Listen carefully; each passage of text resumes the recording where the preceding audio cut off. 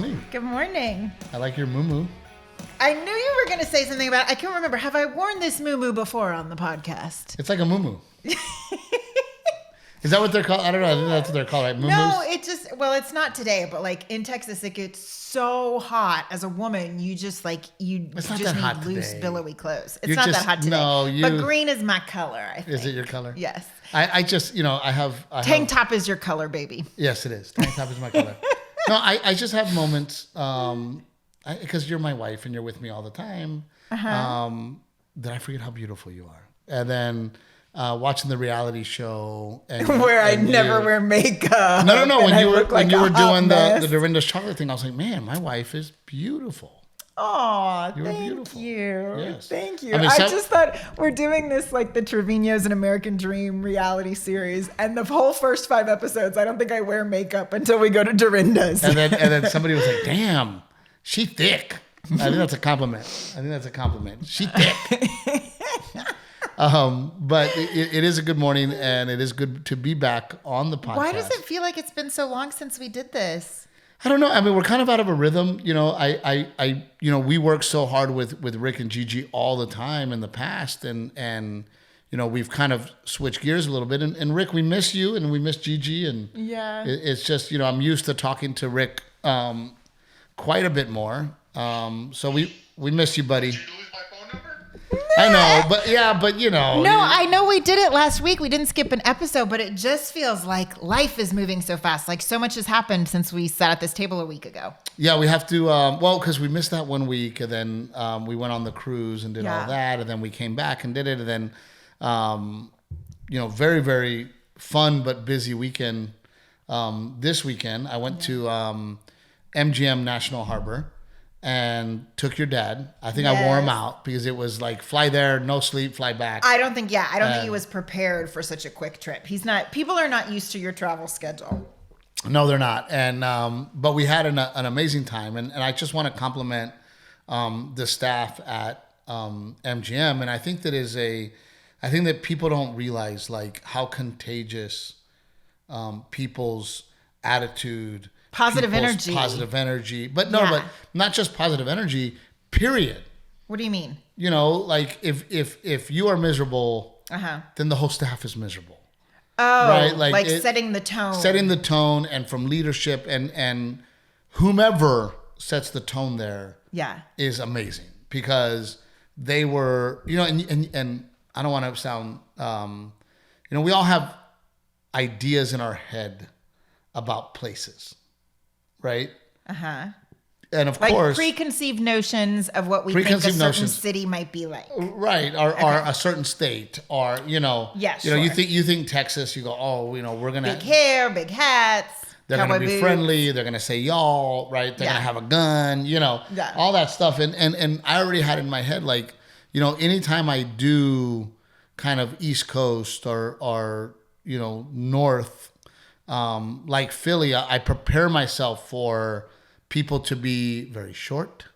Because in my experience... That sort of urban city attitude? Is that what you mean? Yeah, that city attitude, there is no please and thank you. There is no... Well, we do move slower in Texas. But we're so polite to each other and nice to each other. And in the South, that is something that in my experience of tons and tons of years of traveling, you feel that. And then when you kind of go to the North, you go, oh...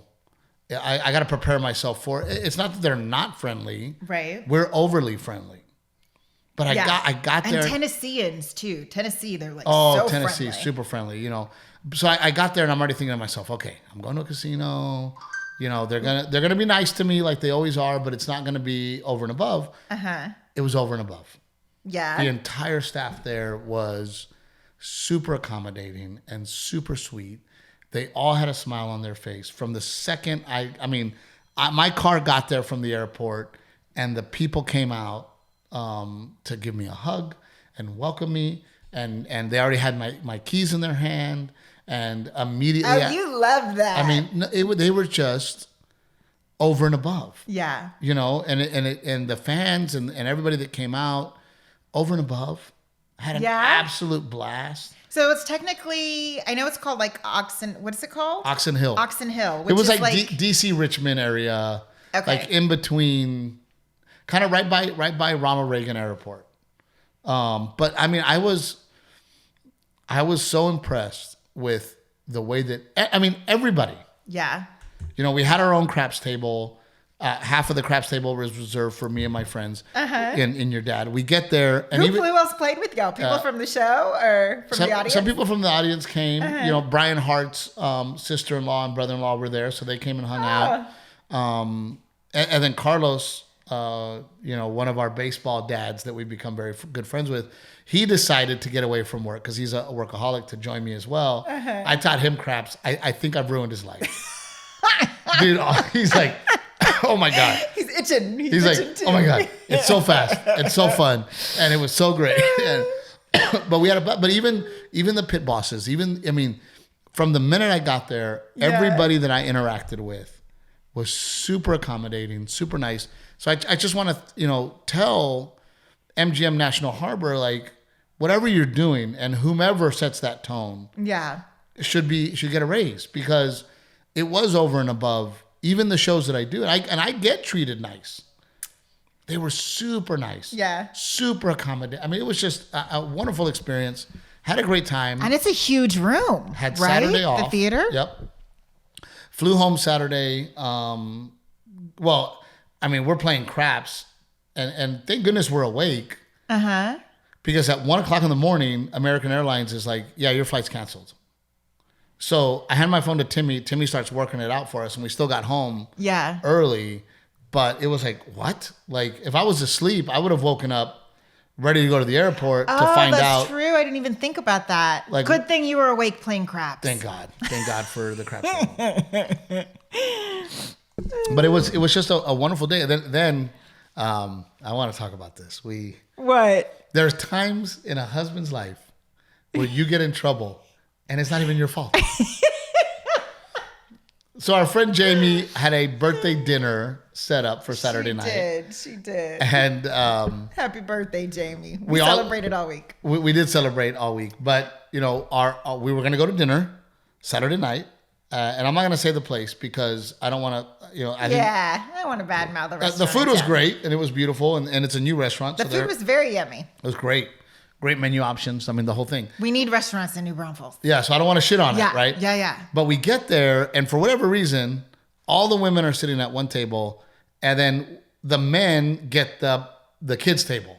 No, the kids' table, no. That was not the kids' table. There was a curtain to separate it. So you guys got like the VIP behind the curtain. We didn't close the curtain. Well, I know, but I think that's... You girls were like center of the room, in the front of everybody, and then we were in the back corner, like freaking Dirty Dancing. Well, nobody puts baby in the corner. There were too many of us, is what it was. There was a lot of us for that little behind the curtain area. We couldn't all fit in the behind the curtain area. Yes, there was a lot of us. However, it was to my surprise that all the women were sitting at one table, all the men were sitting at it, and to me, I was like, oh, I thought I was going dinner with my wife. Me too. I was so looking forward to having a Saturday night dinner with other couples that did not involve comedy. Well, and then the whole time I'm thinking to myself, like, even us guys were like, why are we even here? Like, why don't we just go back to Trevino Cantina and order pizza and play cornhole all night while you girls do your thing? Because we really weren't even a part of it. Well, but I get it, because if you're the birthday girl, then how do you split up your guests and say, these people get to sit at the table with me and everybody else sit at the other table? Which I wouldn't have cared. We knew everyone there. I would have been happy to mix and mingle with whomever. The point I'm trying to make is I'm not mad. It is what it is. And I am a go with the flow. Hey, figure it out. Don't worry about it. Yeah. Fuck it. You know, it is what it is. Sat down. And then immediately we don't get good service. The poor girl. Well, we got drinks out the gate. Like, as we arrived, she asked us if we wanted anything to drink. So we all got to order a drink. And then it just got bad. Like, I mean, she wasn't coming around, and us guys complained. One of the guys at our table complained. And one of the guys at our table was like, hey, you need help. Yeah. Like, we're not getting service. Is somebody going to help you? Like, is there anybody else that can help you? There were 16 of us. Yes. So to expect one person to handle a table of 16 is a lot. She had like no support. Zero help. And I think everybody should wait tables. Yeah. Because I definitely sympathize with her. However, there was never, the key to being a good server is communication. Yeah. Is talking. Is letting people know, guys, I'm the only one back here. So if you want drinks, I'm taking the drinks right now. Well, everybody, if you want a drink, yeah, I'm taking that order right now. Because I don't want to go back and forth, get one drink here, go back and forth, right? Hey, guys, what are we doing? But that takes a certain personality type, too. You have to be like a more vocal personality type. And she was nice, but she never showed sense of urgency. She never showed like she was moving fast. She was just kind of like, fuck it. It is what it is. I'm getting my 20%. Or why don't you tell the guy who's busting the tables, like, hey, make sure they always have water. Like when you're not busting a table, make sure these people always, there were carafes throughout the table. We didn't even get another round of water. All the carafes are empty. Yeah. So because us guys complained and started figuring it out, immediately we're like, okay, don't go anywhere. We all want to order drinks right now. Don't go anywhere. Let's do bottles of wine. You know what? Make it 2 bottles of wine. Yeah. That way, we're going to lose her again. Yeah. We have her attention. Us guys are doing our thing. We ordered. Well, all we know is that you guys get like 10 appetizers and we're because we ordered them at the same time. We go, can we put in an order? We go, these are the drinks we want and these are the appetizers we want. And then she goes, well, do you want and we ordered sides and she goes, do you want all that to come with your meal? We're like, just bring it. When it comes out, just bring it. Right? So all of a sudden, we get all the appetizers. We eat a little bit. We get our bottles of wine. We get our drinks. We're eating. Meanwhile, we feel like we're like 3 decades ago and we're like, can us ladies just have a little something? No, please? and like, we're still not getting. I know we don't look like we like to eat, some of us, but I really do. We were still getting not good service. Yeah. We still weren't getting great service. Well, all we see, us ladies at our table, is that you guys have booze, you have food. Hey, Joe. I have to come over and steal your drink. No, but again, taking initiative. Stealing your drink. I'm going to fuck you on this one. Joe would get up and he's like, guys, I'm going to the bar. What do y'all want? Joe would get up. Yeah. Right? Joe would say, hey, guys, I'm going to the bar. I'm not waiting for her. What do you guys want? So Joe would also get us drinks. Yeah. So us guys took initiative to complain, took initiative to make the orders when we want, took initiative to stand up and go to the bar. Well, we don't know this. All it looks like is that the men, to us, it looks like the men are getting amazing food, having a fabulous time because they've had plenty to eat and drink, and we're sitting here at like an empty table. Oh, and then we order our food, and as soon as we got our food, we literally go, we want 3 desserts of everything. Before you leave, because by the time you get back. So what ends up at the table with all the ladies is we got past 2 desserts that were already like picked at and tasted. Thank you so much for your generosity. So at one point, Renae comes over to me and she goes, she gets out of her chair, finally gets up and comes up to me. She goes, I don't have a drink and we don't have any drinks. And I said, well, I'm drinking a great bottle of wine. I go, here, have some of this. So I gave her some of that. And then... Well, I took your glass because you were getting service. I knew you'd get another one. Well, I already had another one because we were trying another bottle of wine. But because you were already on the took bottle that number one, 2. But I was the only husband that got up with the bottles and I went around like a sommelier. Did I not? Yes. And I even said, I held it out in front of all the ladies. I said, this is a Camus. It is a 2019. And which one of you ladies would like a glass? And me, everybody. And I poured everybody drinks, ate, did our thing, paid the bill, and then all of a sudden, then there's a decision to be made. Everybody says, well, let's go next door to the piano bar. And then I suggested... And actually have a drink. Actually have a proper cocktail. And then I suggested, well, we all live in the neighborhood. 90% of us live in this neighborhood. Yeah. I said, guys, if y'all want to go to Cantina Trevino, we'll turn on the lights, turn on the music. I got a full bar over there. Do y'all want to do that? And then Travis goes, you know what? So we're not all driving and we can all have a good time at Cantina Trevino. Let's go to Cantina Trevino.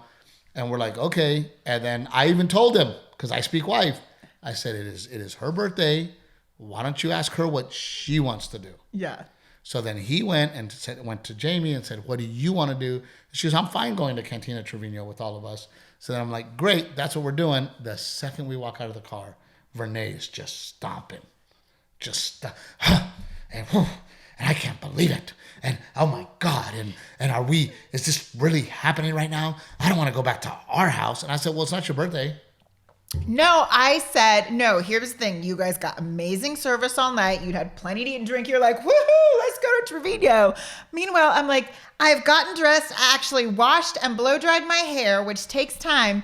Can we go have like a proper cocktail before we come back to our barn? Not your decision. But no one even asked. Just like no one asked if I wanted anything to drink all night, or no one asked if we'd like an appetizer. But it's the birthday girl's decision, yes or no? Yes, absolutely. It's ultimately the birthday girl's decision. So we're driving home. Renee's completely mad at me because she didn't get service and because we're going to the barn and not doing what she wants to do. And I'm like, Renae, we don't have a choice. It is not your decision. I cannot change the birthday girl's decision because you were at a completely different table. You didn't even bother to say, hey, babe, should we have everyone over to the house? I did. That's not true. No, you did not. That is not true. No, I walked over there and I said, yes, I did. And that was my main frustration. Is I felt like I went over to you and I said, it was a very male-led and I night said, just so you know, without any thought or consideration for the females. I said, just so you know, I have told everybody that our barn is available if we want to do that. Oh my God! Check the tape. Check the tape. Nope. That's what happened. No, so sir. then I'm in trouble, No, and I'm sitting there going, how am I in trouble right now? I didn't do anything wrong. I'm not the one that delivered bad service. You were not. I am not the one that insisted that we came to our house. I am not. No. I'm pretty sure you were a good salesman. I just said my house is available. When they suggested that we go next door, were you not the one who threw out a different suggestion? We were already all in motion. Several of the ladies really liked that idea of going next door. Not everyone came over to the house after the party. I'm telling you that I threw it out there and let them decide and pick, and I would have been up for anything. I would have. You definitely had a strong preference. I do have a strong preference. Yes. I'd rather be home. I'd rather not drink and drive. I'd rather be more responsible. I'd rather drink in my backyard where I can do and say whatever I want. So yes. I do have a strong. And all I was saying is, can we go? I'm not going to get a proper cocktail in my barn. Can we go and have a nice drink right next door and then head home?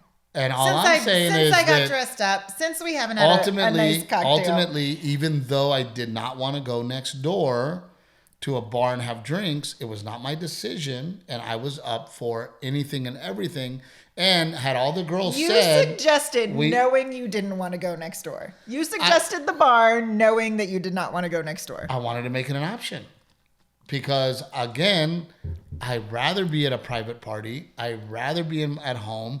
I'd rather not drink and drive. Yes. I'd rather hang out and be and choose the music we want to listen to. They had a plan in place, and Mr. Trevino said, "Hey, what about we do this instead?" That is not at all what happened. Yes, it is. No. They said, "Let's go next door and have another drink." There and was you said, no plan. "Hey, why don't we go to the barn instead?" The plan was celebrate dinner, birthday. Yes. After that, it was what are we doing next? Yes. You know, the plan was not the plan. The plan of the evening was not. Had I known the plan was to go to the barn afterwards, I would have done something. We would have at least we got to the house. The barn was like in disarray. The furniture was not even in place. You and I are putting down rugs and moving rugs around. Yes. Oh, I'm helping you move that rug. Renae was like this. Dirty pillows I had to honey. Move this chair so that we can talk. No. Honey, we want the heaters. Can you set up the heaters? But if we had known we were hosting for someone's birthday, don't change the subject. No, if we were you not set up the heaters? Let's go. No, I was not. Yes. Well, yeah, because you have to set up the heater. Okay, you heard it. She said yeah. But my point is, if I had known we were going to be celebrating, having the post-birthday party at our house afterwards, I would have made sure things look a little nicer. But it wasn't formal. We would have had actual drinks that people like to drink here at the house. We're all neighborhood friends. It was a hang. It wasn't a party. The party was the dinner. That was the official. Now, again, sure, but if you know you're going to be hosting a group of people over, you'd like your furniture and your rugs to be out instead of rolled up like a taco. All I'm saying is, had Travis and Jamie said, hey, the plan is dinner, and then the plan is to go next door to have drinks, and that's the party, then the only plan that everybody had was the dinner. Yes. We didn't know that we were going to come here. It's called go with the flow, brah. It's called, hey, brah, don't worry about it, brah. It's called do what Steve Trevino wants to do. No, that's not the truth, because I am all about making people's birthdays special. Yes, you are. That's true. I'll give you that. I am the one that got up and grabbed Jamie's camera and was taking pictures. I was the one that gathered everybody together for a group picture. Yes. I am all about making somebody's day special. Yes. I'm all about it. Yes, you are. I'm 100% into helping somebody else have a great time. Yeah. That is what I do. I love doing it. I'm good at it. You're the entertainer. Again, the only one getting up, bringing wine to the ladies. The only one saying, hey, give me the camera, I'll take pictures. The only husband that gathers everybody to take pictures. Yes. Me, and then I get in the car and... You sound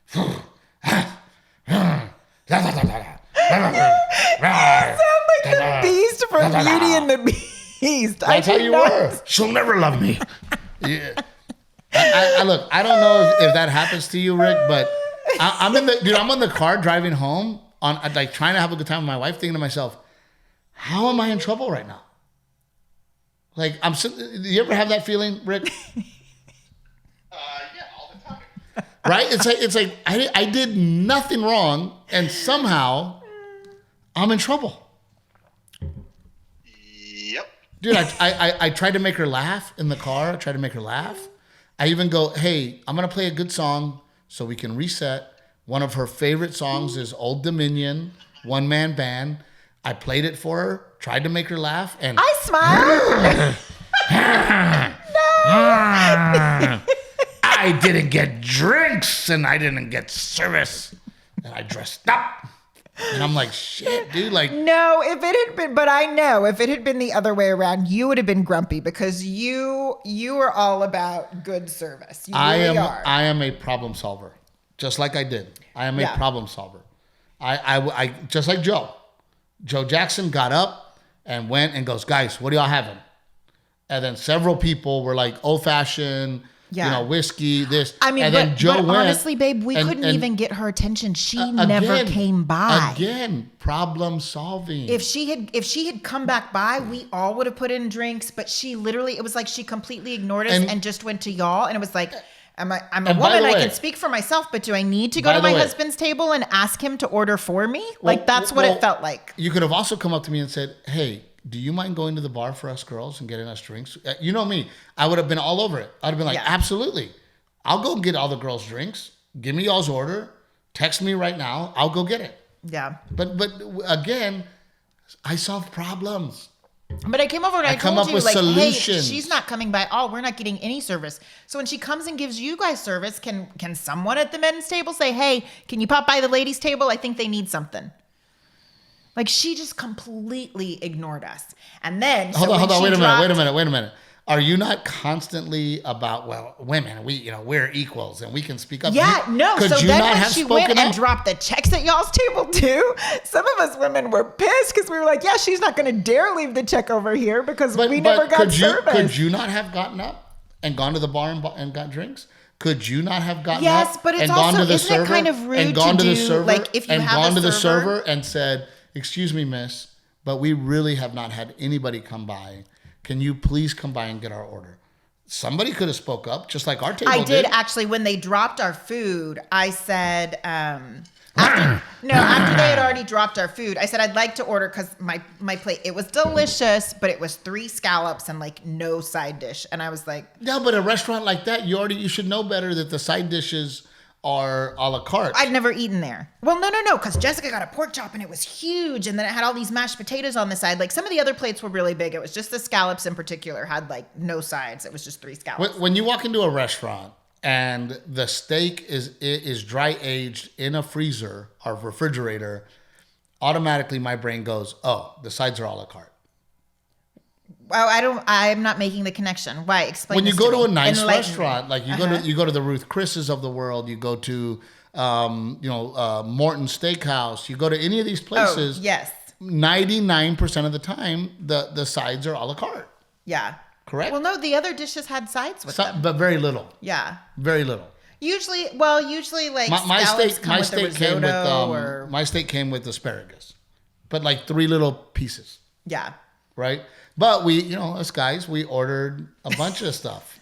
Like us guys were well fed. Meanwhile, I'm like starving, staring at my 3 scallops, and I'm like, I like food. The point I'm trying to make is, how am I in trouble?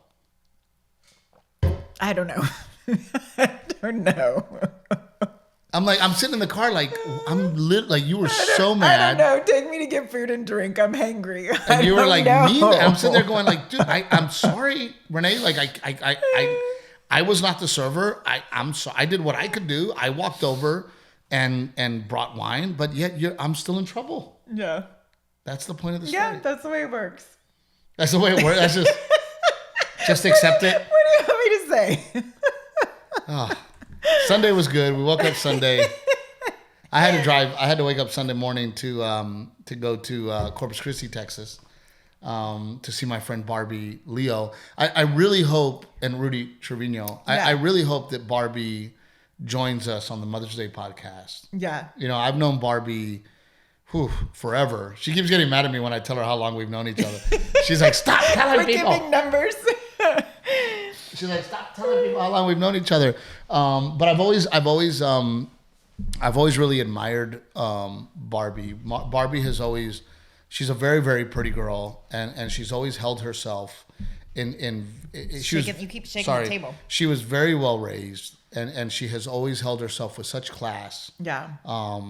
And such togetherness, and always had a goal, and she was always very driven. And back in those days, when I was single, I was very young. Everybody was like, "Who's gonna get with Barbie?" And oh my God, Barbie's hot. And everybody was going at her, man. And she just held herself in such a classy way. Yeah. And we've always stayed friends. And it was me, Barbie, and a guy named Lou Ramirez that all started together. Lou has gone on to do amazing things. At the radio station. You guys worked at the radio station in Corpus Christi, Texas. She is now a news anchor in Corpus Christi. And does she still do the radio show too? No, she doesn't do the radio show anymore, but she is the co-host of Domingo Live, which has been around since the 60s. Yeah. And she's just done amazing things and has a great family life and a great husband and a beautiful little girl. And we're hoping that she'll join us on the Mother's Day podcast because she's a lot like you. She's a very modern woman. You'll never see her dressed down. You never see her not be extra. Yeah. She's very, very hardworking like you. And I just want to get that perspective. Yeah. From her. We have 2 other mom guests that are going to be on it, but the whole episode is just about celebrating motherhood. It is, if you're watching this podcast episode, you can get tickets. It is May 9th. Your ticket includes dinner. We're doing it at Los Fontanas. They make amazing, delicious Mexican food. And proceeds are going to benefit New Braunfels Angels, which supports foster families here in our community. So when you buy a ticket or when you buy a table to come see the Mother's Day podcast, please understand that Renae and I are taking 0 of those dollars. We are not charging so that Renae and I can make money. We are charging to pay for the food you're going to eat there, and then take some of those proceeds and take them and give them to a charity that Renae has picked out, because I'm always doing Helicopters for Heroes and I'm always doing the veterans, and Renae thinks, and I agree, that we also need to support some female. Well, I wanted to do something local because it's an event here. So I wanted people to know that when they bought a ticket, they were giving back to their community in particular, as opposed to not knowing where that money's going. And because it's motherhood, I wanted to do, it's a Mother's Day episode. I wanted to do something with children and foster families and people mother in lots of ways, not just giving birth to your own child. It's just the saddest thing, for me. It's so hard to comprehend. Yeah.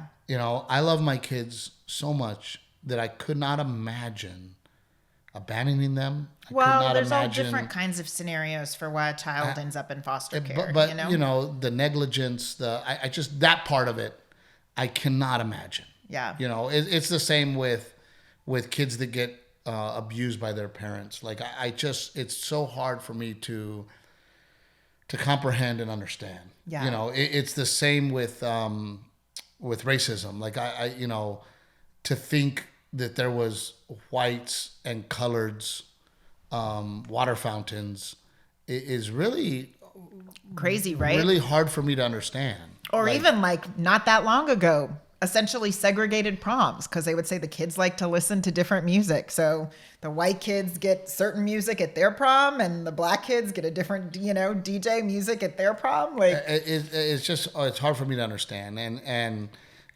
these foster kids, they got a lot to overcome. So I'm really happy that we're going to take those proceeds and give them to something like that. And New Braunfels Angels is like, just to share a bit about them, is twofold. So they give foster families the things that they need, right? You get a kid right away and maybe that kid needs a crib, or it turns out now you're getting twins or siblings because there's a family. And so you need 2 cribs or an extra bed or whatever. They help out that way with things you actually need, or school supplies to get the kids ready for school. But then they also have a mentoring program where you don't realize, but kids age out of the foster system at 18. And then now go live life completely on their own without any guidance. So what they try to do is match kids up with a mentor at age like 16, around there, so that they're developing a relationship with someone, so that they're preparing for that process when they turn 18. No, it's so crazy. Can you imagine just, all right, no more assistance. You're 18. You're on your own. Yes, I can. Well, I can't. I cannot imagine. Yes. I was on my own from 18, 0 assistance. So yes. But you had parenting and guidance before then to prepare you for what that would look like. I always say that my parents did not give me money. They showed me how to work hard and they gave me morals. Yeah. And even though I went astray in my 20s from my morals, I always worked hard. And then if you have good parenting, the morals always come back. Yeah. You know what I mean? So yes, my parents did not give me money, and I have been on my own since I was 18 years old, paying all my own bills, doing everything on my own. Nobody paid my cell phone bill. Nobody paid my car insurance. Nobody bought me a car. Nobody gave me furniture. Nothing. It was all me. My parents gave me work ethic and morals. Yeah. And faith, right? And you do need that faith and those morals and the work ethic to be taught to you. Yeah. It has to be taught to you. But, we really want this Mother's Day podcast to be special. We have another female that's joining us that's a mother, Vicky, and Vicky has a special needs kid. Mm-hmm. And we really want to talk to her about her experience as a mother, what she goes through day to day with her special needs kid. Yeah. And how hard that is, because I think that at the same time, perspective is one of the most beautiful things on planet Earth. And I think it is very easy to lose perspective. Yeah. And I would like, hopefully, Vicky to enlighten us as to what she goes through, to hopefully give these moms a little bit of perspective of, hey, you may think it's hard. And it is. Yeah. However, other moms have special needs kids. Well, there's a unique set of challenges with everything, right? And then the other mom that you're bringing is a foster mom, to sort of share what that experience is like. I think there's a lot of preconceived notions about what it means to be a foster parent. So to shed a little light on that for us. And also, when you and I first got married and we talked about, would we have kids? How many kids would we have? Would we be foster parents? Would we adopt a child? I think a lot of people, I don't know that a lot of people, but I think some people wonder, like, is that something that I'm called to do? So I think it's helpful to hear from someone who does it. No, 1,000%. And I also, I think when you celebrate the foster parent, we should also celebrate the step parents, right? I grew up with a stepmom, a stepdad. Yeah. I love them both. Both of them are a big part of my life. Both of them taught me a lot. Yeah. And were there for me when they didn't have to be there for me, right?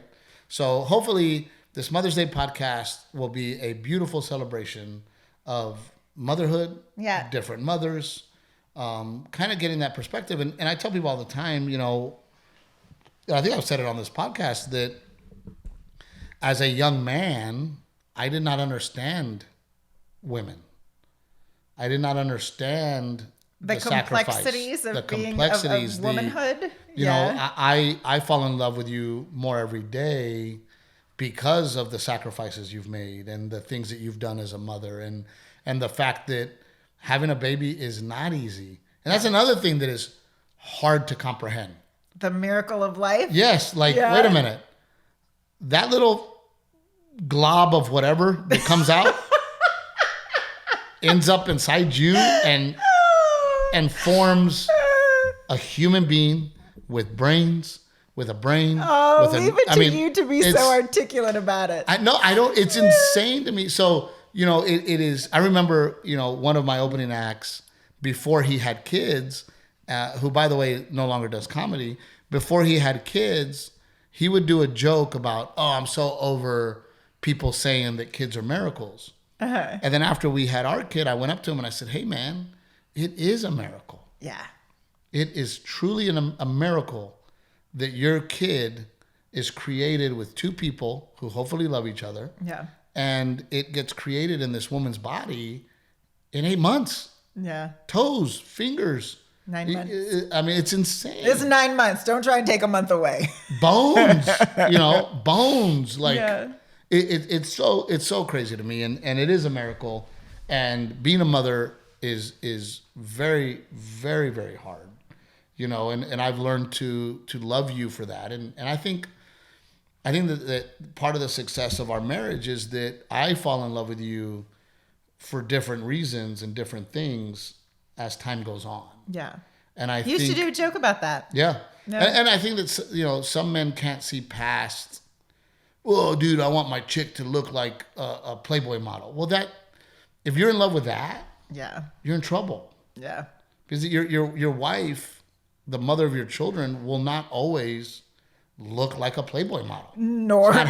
Well, listen, there's a reason it's called a dad bod, right? Both sides. Well, but it's different. I think it's a little different. Yeah.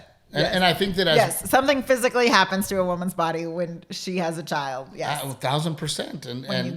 When you grow a human, yes. And it does scare me too. I was watching Smokey and the Bandit last night.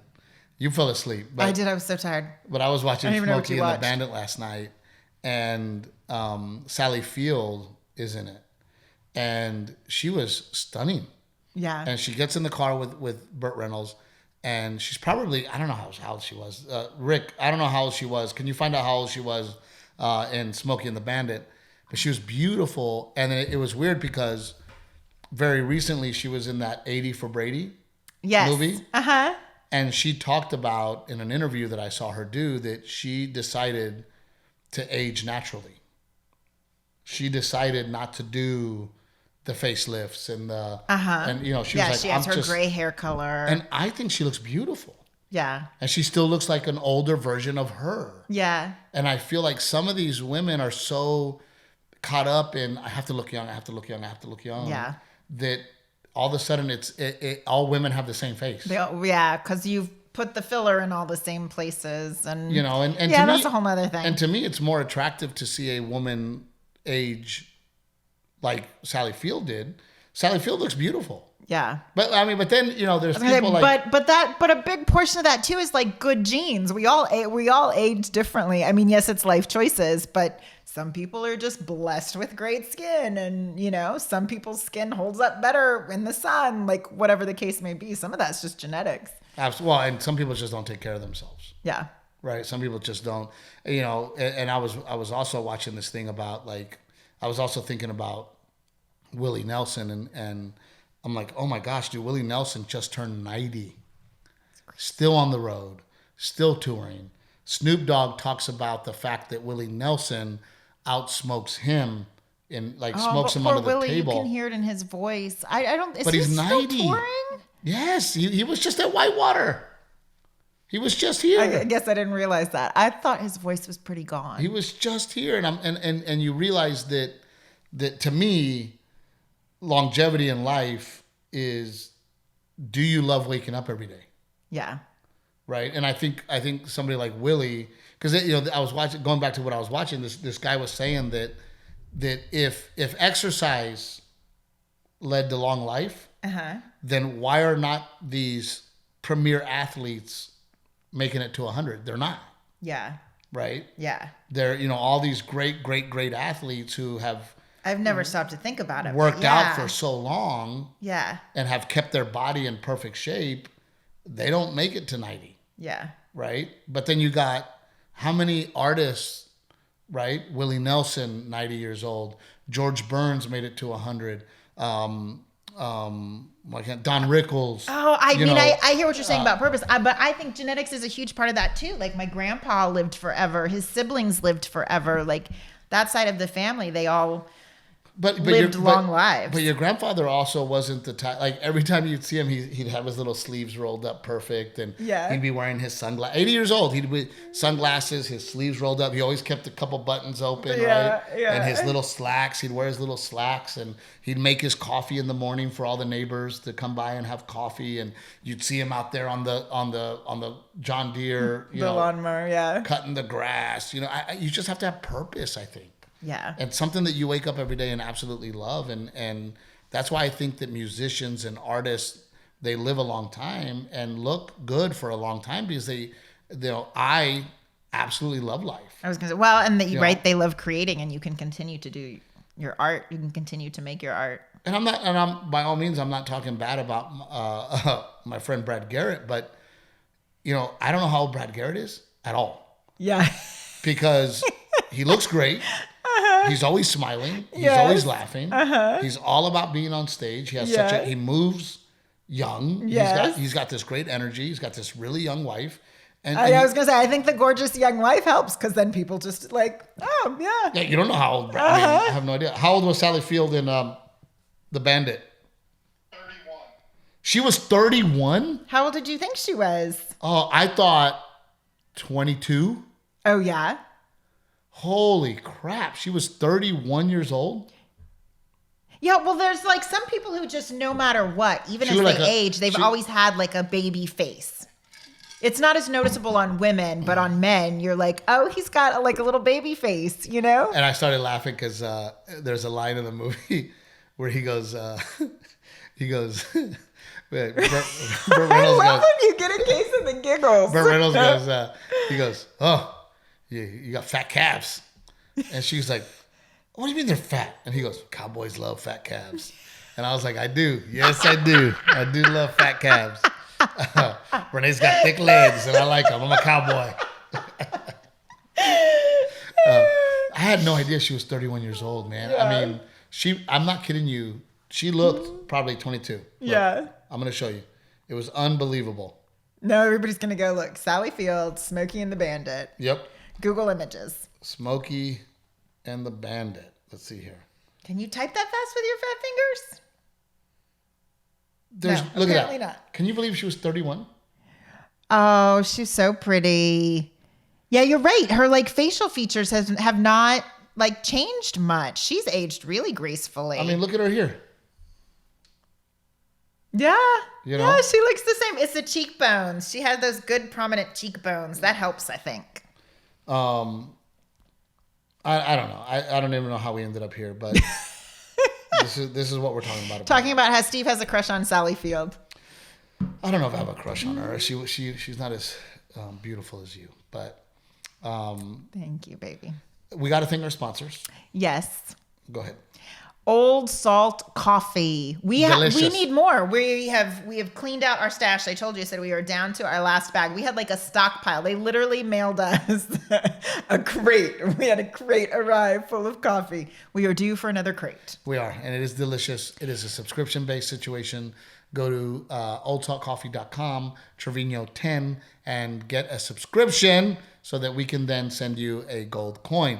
Also, our friends at Pick Cherries, they're doing wonderful things over there. Please download the app, Pick Cherries. It's growing like exponentially, the apps that you can listen to, and they're ad-free. So if you went a while back and you're like, it's worth giving another look because now they have even more podcasts and no ads. It's a great place for podcasts, learning about podcasts, picking cherries, sharing them with your friends. Yeah. And of course, our friends at Aztec Chevrolet.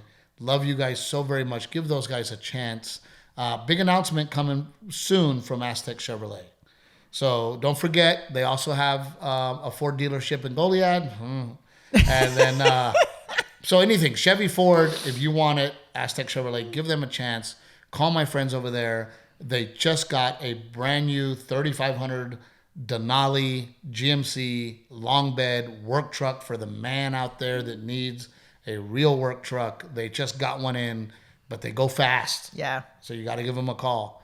And then I'm doing the rodeo in Corpus Christi, which You've never done a big rodeo before. I think it's like a new thing, right? Comedy at a rodeo?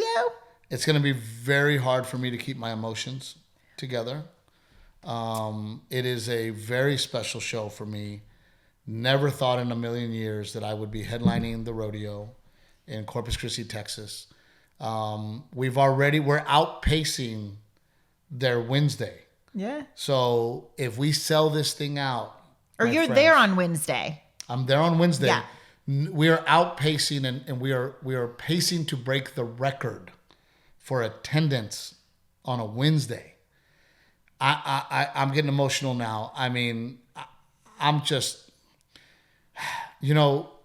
for the most part, wherever you're from is usually the last place you get respect. Yeah. I started working the door at the Addison Improv, literally the last club to headline me. Yeah. They refused to headline me. I'm headlining all the other improvs for several years. They refused to headline me because that's where you started. And they just see you as you're the door guy. Yeah, we can ask Steve anytime. Yeah. Right. But for me, I would not have this career without Corpus Christi and their support. Sure. I would not have this career. No, you're going to make me emotional without when I think about it. the support of Gregory, Portland, Texas, and the pride that I have to be from South Texas, and so many hardworking people that truly affect the world.